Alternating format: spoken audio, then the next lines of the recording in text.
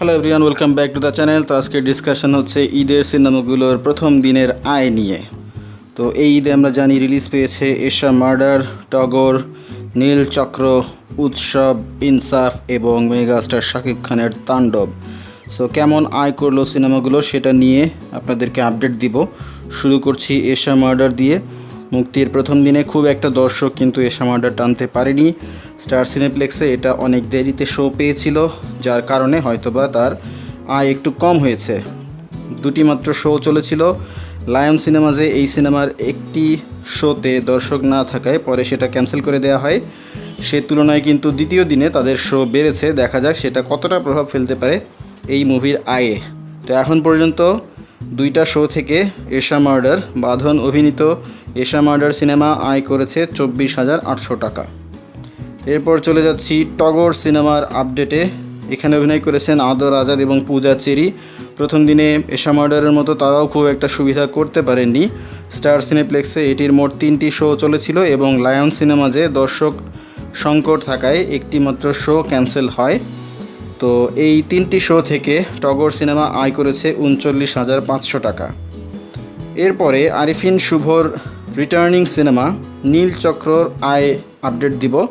প্রথম দিনে কিন্তু সিনেমার যে ওয়েটেজ সেই অনুযায়ী খুবই কম কালেকশন তুলেছে নীলচক্র। ঈদের আগের দুটি সিনেমার মতো লায়ন সিনেমাজে থাকা একটি শো দর্শক খরায় ক্যান্সেল হয়। শুধুমাত্র স্টার সিনেপ্লেক্সের 4টি শো তারা চালাতে পেরেছে এবং এই 4টি শো থেকে নীলচক্র সিনেমাটি আয় করেছে 77,800 টাকা।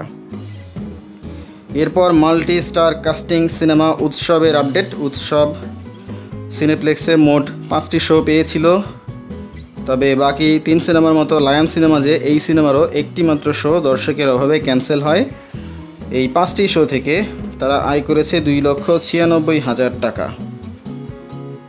উৎসব সিনেমাতে অভিনয় করেছেন জাহিদ হাসান, জয়া আহসান, অপি করিম, চঞ্চল চৌধুরী, আফসানা মিমি, সাদিয়া আয়মান, সৌম্যজ্যোতি এবং সুনেরা বিনতে কামাল।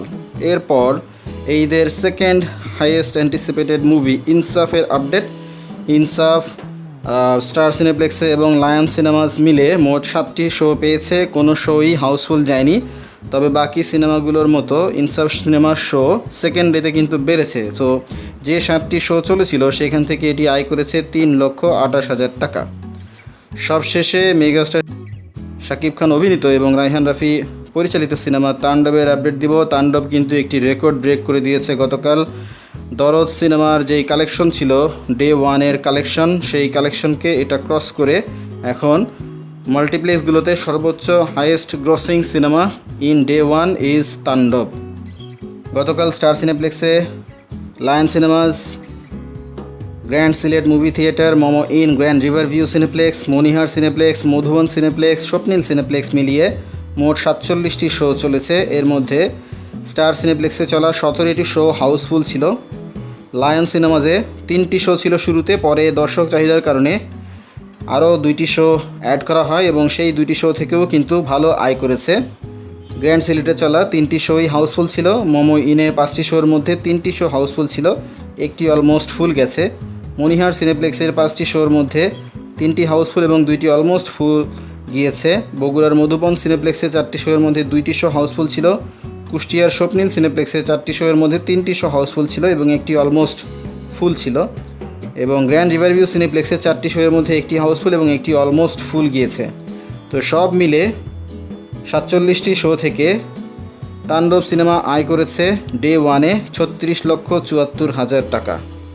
Huge collection. এবং আজকে সেকেন্ড ডেতে আরও অনেকগুলো শো অ্যাড হয়েছে তাণ্ডবের। সো আজকে কিন্তু এটা আরও বেশি আয় করবে। দেখা যাক শেষ পর্যন্ত কত আয় করে। অবশ্যই আমরা আপডেট পেলে আপনাদের সাথে শেয়ার করব। সো আমাদের ভিডিও ভালো লাগলে লাইক করবেন, শেয়ার করবেন।